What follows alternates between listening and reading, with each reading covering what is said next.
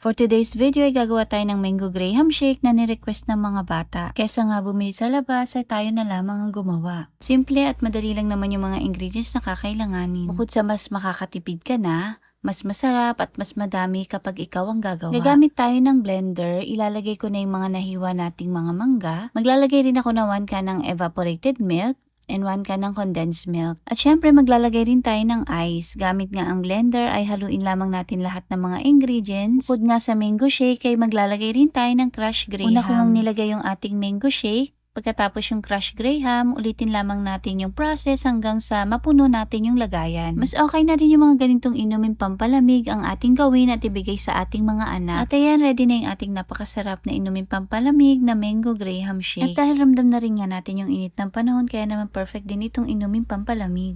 At kung gusto mo naman kumita rin ng extra income this summer, ay pwede mo rin itong gawing pang negosyo.